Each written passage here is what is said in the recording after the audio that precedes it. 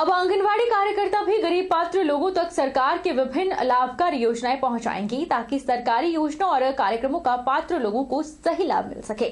आंगनवाड़ी कार्यकर्ताओं को इसके लिए तकनीकी प्रशिक्षण दिया जा रहा है। इसके साथ साथ आंगनवाड़ी कार्यकर्ता कुपोषित बच्चों का भी सर्वेक्षण कर रिकॉर्ड तैयार करेगी। वहीं रामपुर में कार्यकर्ताओं और पर्यवेक्षकों को अधिकारियों ने प्रशिक्षित किया। सरकार की विभिन्न कल्याणकारी योजनाओं का लाभ आम दूरदराज गरीब पात्र व्यक्ति तक पहुंचे, इसको लेकर अब आंगनबाड़ी कार्यकर्ताओं को भी प्रशिक्षित किया जा रहा है। रामपुर में सामाजिक न्याय एवं अधिकारिता विभाग के माध्यम से बाल विकास परियोजना द्वारा आंगनबाड़ी कार्यकर्ताओं और पर्यवेक्षकों को इस कार्य से जोड़ने का मकसद सही लोगों तक योजनाओं और कार्यक्रमों को पहुंचाना है। अधिकारियों को कहना है कि जितनी सटीक जानकारी आंगनबाड़ी कार्यकर्ता द्वारा घर घर जाकर जुटाई होती है, उतनी जानकारियां दूसरे विभागों के पास नहीं होती हैं। इसलिए आंगनबाड़ी कार्यकर्ता पात्र लोगों तक पहुंचकर उन्हें कौन सी योजना में लाभ मिल सकता है, इसके प्रति जागरूक करेंगे। इसके अलावा आंगनबाड़ी कार्यकर्ताओं को कुपोषित बच्चों का सही डाटा जुटाने की जिम्मेवारी भी दी जा रही है ताकि ऐसे बच्चों का पता लगाकर उन्हें चिकित्सकीय सुविधा मुहैया करवाई जाए। राष्ट्रीय पोषण अभियान के तहत हम आंगनवाड़ी कार्यकर्ता बच्चों का हाइट और वेट कर रही है और हाइट वेट करने के साथ साथ बच्चों को कैसे आइडेंटिफाई करना है, कौन बच्चा अंडरवेट है, कौन बच्चा स्टंटेड है और कौन बच्चा वेस्टिंग है में आता है, उसको करने का जो तरीका है उसको किस तरह से करना है। हमने जो है परियोजना स्तर पर एक कैलेंडर बनाया है जिसकी मदद से वो पहचान सकते हैं कि कौन सा बच्चा जो है वो कुपोषित है और कौन सा बच्चा जो है वो नॉर्मल है। जो आज हमारे लिए यहाँ प्रशिक्षण दिया गया है वो है जो सरकार के द्वारा चलाई जा रही स्कीमें हैं, उसके बारे में हमें आज पूरी तरह से जानकारी दी गई है। हम चाहते हैं कि जैसे जो गरीबी रेखा से नीचे रह रहे लोग हैं या फिर जो इसके लिए पात्र है, हम इन स्कीमों को जो है हर परिवार तक पहुँचाएँ और हर लोगों को हम इस स्कीमों का लाभ दें। 16 जनवरी को देश भर में कोविड टीकाकरण की शुरुआत की गई थी और पहले चरण में स्वास्थ्य कर्मियों को कोविड का पहला टीका लगाया गया था। वहीं अब 28 दिनों के बाद 13 फरवरी को देश और प्रदेश में स्वास्थ्य कर्मियों को कोविड का दूसरा टीका लगाने की शुरुआत हो गई है। कोविड टीकाकरण अभियान के तहत प्रदेश भर में स्वास्थ्य कर्मियों को 13 फरवरी से कोविड का दूसरा टीका लगाने की शुरुआत हो गई है। वहीं मंडी स्थित विजय सीनियर सेकेंडरी स्कूल में स्थापित टीकाकरण स्थल पर सीएमओ मंडी डॉक्टर देवेंद्र कुमार शर्मा ने कोविड का दूसरा टीका लगवाया और उनके साथ जिला स्वास्थ्य अधिकारी डॉक्टर दिनेश ठाकुर और अन्य स्वास्थ्य अधिकारियों ने भी टीका लगवाया। मुख्य चिकित्सा अधिकारी डॉक्टर देवेंद्र कुमार शर्मा ने बताया कि कोविड टीकाकरण अभियान के तहत 13 फरवरी को वैक्सीन की दूसरी खुराक की शुरुआत हो गई है और 11,165 स्वास्थ्य कर्मियों को दूसरी डोज लगाई जाएगी। उन्होंने कहा कि कोविशील्ड का यह टीका बहुत ही प्रभावी और सुरक्षित है। इसमें ज्यादा साइड इफेक्ट्स नहीं देखे गए हैं। 8 से 10% लोगों में ही बदन दर्द और हल्के बुखार के लक्षण देखने को मिले हैं और बाकी लोगों को किसी प्रकार की कोई तकलीफ नहीं हुई। उन्होंने बताया कि दूसरे चरण में 2,427 फ्रंटलाइन वर्कर्स को वैक्सीन की डोज लगाई जा चुकी है। 13 फरवरी को इस टीकाकरण अभियान की दूसरी खुराक मिलनी शुरू हो गई है और जो 11,165 हमारे स्वास्थ्य कर्मचारियों को टीका लगा है, इंक्लूडिंग द मोप अप राउंड जो 12 तारीख को हुआ था, कुल मिला के 11,165 है। इनके दूसरा टीका लगने की आज यहाँ पर एक्टिविटी शुरू हो चुकी है और हम लोगों ने अपनी दूसरी खुराक आज यहाँ पर ले ली है और ये टीका बहुत प्रभावी और सुरक्षित है और इसमें कोई ज़्यादा साइड इफ़ेक्ट भी नहीं देखे गए। कुछ लोगों को बदन की दर्द और हल्का बुखार आया है और इन लोगों की संख्या 8 से 10% तक है और बाकी लोगों को कोई भी तकलीफ महसूस नहीं हुई है और सभी स्वास्थ्य कर्मचारियों में काफ़ी उत्साह है और खुशी खुशी सभी लगा रहे हैं। और दूसरे चरण में जो 10 तारीख से शुरू हुआ था रेवेन्यू, पुलिस और पंचायती राज कर्मचारियों के लिए, उनके भी 3 दिन टीकाकरण हो चुका है। आज चौथा दिन है, उसमें 2,427 लोगों को टीका लग चुका है और दूसरे कर्मचारियों में भी काफ़ी उत्साह है। सभी अपने आप आगे आ रहे हैं कि हम पूछते हैं कि हमारा टीका कब लगेगा। तो मुझे आशा है कि हम इस कैंपेन में सफल होंगे और सफल हो भी रहे हैं और अब ये जो दूसरा टीके का अभियान है ये शुरू हो चुका है। आने वाले दिनों में भी इसको भी पूरा कर लिया जाएगा। प्रदेश भर में रविवार 14 फरवरी को पल्स पोलियो अभियान के तहत 0 से 5 वर्ष तक की आयु के बच्चों को पोलियो की खुराक पिलाई जाएगी। वहीं मंडी जिला में स्वास्थ्य विभाग के द्वारा अभियान को लेकर तैयारियां पूरी कर ली गई है। 14 फरवरी को प्रदेश भर में पल्स पोलियो अभियान के तहत 0 से 5 वर्ष तक की आयु के बच्चों को पोलियो की खुराक पिलाई जाएगी।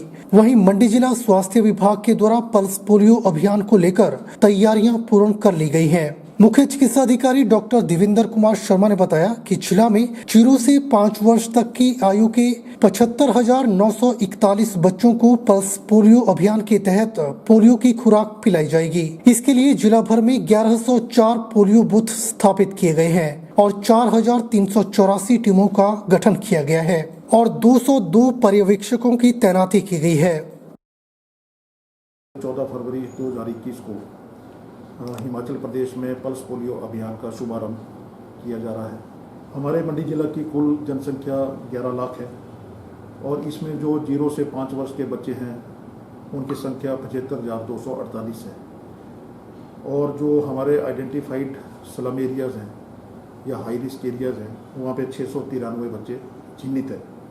तो कुल बच्चे 75,941 है। इन बच्चों को कल पोलियो की खुराक दी जाएगी और इसके लिए पूरे मंडी जिला में 1104 पोलियो बूथ स्थापित किए जा चुके हैं जिसमें कि 4,384 टीम मेंबर्स होंगे और 202 इसके लिए पर्यवेक्षक रखे गए हैं जो कि पर्यवेक्षण का काम करेंगे और पूरी व्यवस्था को अंजाम देंगे। ये सुनिश्चित करेंगे कि काम सुचारू रूप से चल रहा है, बच्चे समय पर पहुंच चुके हैं या कोई वैक्सीन में कोई कमी तो नहीं कहीं पर आ रही है तो पूरी व्यवस्था को बनाएंगे। और हमारे जो लाभार्थी हैं वो इस कार्यक्रम से भली भांति परिचित हैं क्योंकि ये पल्स पोलियो अभियान 1995 से चला हुआ है और ये इस बार 26वां वर्ष है जब से हमारे लाभार्थी इसका लाभ उठा रहे हैं। कालका शिमला राष्ट्रीय उच्च मार्ग में हो रहे 4 लेन निर्माण कार्य की गुणवत्ता पहले से ही सवालों के घेरे में है। बेतरतीब कटिंग सहित अब इस मार्ग पर ब्लैक स्पॉट भी सामने आए हैं। परवाणु से लेकर सोलन तक 2 ब्लैक स्पॉट हैं जहां पर अभी तक 50 से अधिक वाहन दुर्घटनाग्रस्त हो गए हैं, लेकिन संबंधित कंपनी के गले में कोई घंटी बांधने का साहस नहीं दिखा रहा है। सोलन के शमलेच में टनल के पास आए दिन गाड़ियां कालका ग्रास बन रही है। हालांकि पुलिस प्रशासन संबंधित कंपनी को समस्या से अवगत कराने का दावा करता है, लेकिन धरातल पर वो ही ठाक के 3 पात देखे जा रहे हैं। तेज रफ्तारी या फिर कुछ और वजह से इस स्थान पर हादसे हो रहे हैं। इसका जल्द पता लगाना होगा, वरना किसी की अनमोल जिंदगी इस जगह कालका ग्रास बन सकती है। इसे कहने में कोई अतिशयोक्ति नहीं है। गाड़ी को निकालने आए क्रेन चलाने वाले कमल शर्मा ने बताया कि अभी तक 20 से अधिक दुर्घटनाग्रस्त गाड़ियां तो वो ही यहां से उठा गए हैं।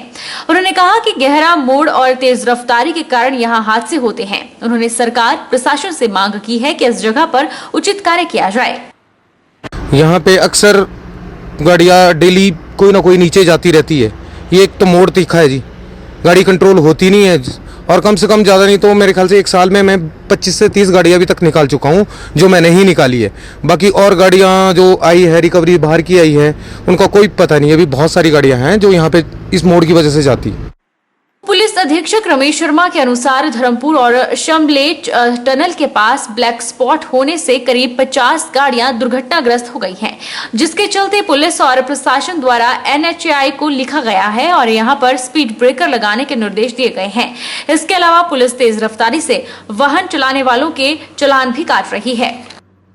इसके लिए हमने जो राष्ट्रीय उच्च मार्ग अथॉरिटीज हैं NHAI उनसे मामला उठाया है और वहाँ पर स्पीड ब्रेकर उनसे लगवाए हैं, साथ ही बोर्ड वहाँ पे लगाएं और हम लोगों से भी यही आह्वान करना चाहेंगे वाहन चालकों से कि कृपया वो धीमे चलें और तेज़ रफ्तारी में ना चलें और मोबाइल फ़ोन का प्रयोग ना करें ताकि वो किसी हादसे का शिकार ना हो। नूरपुर की पंचायत भलून को आदर्श पंचायत बनाने का बीड़ा प्रधान ज्योति देवी और उप प्रधान ने उठाया है। पंचायत उप प्रधान सुदेश रानी के पति साहब सिंह टांडा मेडिकल कॉलेज में कार्यरत हैं और दिन रात जनता की सेवा में तत्पर रहते हैं। किसी भी व्यक्ति को कोई भी तकलीफ हो, साहब सिंह राणा खुद उनकी हेल्प करते हैं और ऐसी सेवा भाव के कारण उनकी पहचान है। अपनी जनता का आभार प्रकट करती हूँ जिन्होंने मुझे इस लक्ष्य के लिए चुना है।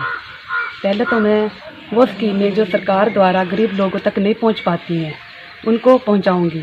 हर गरीब के लिए छत होनी चाहिए और हमारे रास्ते जो गलियाँ कभी पक्की नहीं हुई हैं वो मेन रोड से वहाँ तक होनी चाहिए। और पहला हमारा लक्ष्य होगा पंचायत घर का रास्ता मेन रोड तक पहुँचाना। खेल का मैदान बच्चों के लिए होना चाहिए। सरकार की स्कीमें होती हैं जो कि हम गरीबों तक नहीं पहुंच पाती हैं, वो ऐसी स्कीमें जो हर एक गरीब जनता के लिए तक पहुंचनी चाहिए। और मेरी यही कोशिश रहेगी कि जिनके मकान नहीं है उनको मकान दिलाएंगे और मेन रोड से लेकर हर गली का काम करवाएंगे और नशा मुक्त भी सबको करवाएंगे और जो पीछे धांधियाँ हुई हैं उनको भी आगे लेकर आएंगे। और बाकी जो भी काम पेंडिंग पड़े हुए हैं उनको भी सारे ईमानदारी से निभाएंगे और करेंगे भी, करके दिखाएंगे। बिलासपुर जिला के घुमारवीं नगर परिषद में नवनिर्वाचित पार्षदों की बैठक का आयोजन किया गया, जिसकी अध्यक्षता नगर परिषद की अध्यक्षा रीता सहगल ने की। नगर परिषद की पहली बैठक में नगर परिषद के सभी वार्ड के लोगों को जिन्होंने अपना गृह कर जमा नहीं किया है उन्हें अपना गृह कर 30 अप्रैल तक जमा करवाने पर 10% छूट दी गई है। यह छूट वर्तमान गृह कर पर ही होगी। शहर की सुंदरता के लिए किसी भी तरह का समझौता न करते हुए चुनिंदा पार्षदों ने कठोर निर्णय लिया। बाजार में कुछ दुकानदारों के द्वारा नालियों के ऊपर रखा सामान को हटाने का भी नोटिस दिया जाएगा। शहर के विभिन्न वार्डों में जहां तंग गलियां हैं उस क्षेत्र के लिए 10 रेहड़ियां नई खरीदी जाएंगी। नगर परिषद के वार्ड नंबर 5 बजोहा में सफाई कर्मचारियों के लिए कुछ कमरे भी बनाए जाएंगे। नगर परिषद क्षेत्र में जितने भी बैडमिंटन कोर्ट हैं उनके लिए पोर्टेबल पोल खरीदे जाएंगे और जिन वार्डों में पार्क नहीं बने हुए हैं उनका सौंदर्यकरण किया जाएगा। उनके लिए 50 लाख की स्वीकृति प्रदान की गई और जिस वार्ड में पार्क नहीं बना हुआ है वहां पार्क बनाया जाएगा। बनने के बाद पहली मंथली मीटिंग हुई, उसमें हमारी अध्यक्षता ने अध्यक्षता की और हमारे विभिन्न मुद्दों पे उस पर विचार विमर्श हुआ। हमारे सारे नए पार्षदों को हमने धन्यवाद किया और मुबारकबाद दी और अपने कर्मचारियों को एक चीज बोली कि आप एक जो काम करने का आदत डालें और काम करना जरूरी है। और जो हमारे गांव, हमारे जितने भी कस्बे हैं, हमारे वार्ड हैं, उनके लोग हरास ना हो, टाइमली हर जो काम उनका टाइम का काम हो और हर चीज के लिए फैसिलिटी हो और खासकर जो शहर की मूलभूत सुविधाएं हैं उनके बारे में विचार विमर्श हुआ और हम जल्द ही हम उनको पूरा करने का पूरा प्रयास करें। रुकेंगे एक छोटे से ब्रेक के लिए, ब्रेक के उस पार फौरन लौटेंगे, आप बने रहिए हमारे साथ। अरे चुप क्यों हो गए? माइक टेस्ट टेस्ट भैया जी का माइक टेस्ट टेस्ट टेस्ट। आज का मैच तेरी बैटिंग का असली टेस्ट है। टेस्ट टेस्टिंग टेस्ट टेस्ट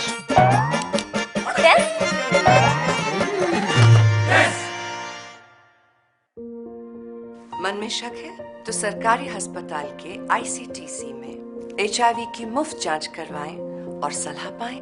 ये सब बिल्कुल गोपनीय है। अगर टेस्ट पॉजिटिव निकले तो मुफ्त चिकित्सा के लिए ART सेंटर में जरूर रजिस्टर कराएं। HIV के साथ भी आप सामान्य जीवन जी सकते हैं। तो लीजिए एक कदम जिंदगी की ओर।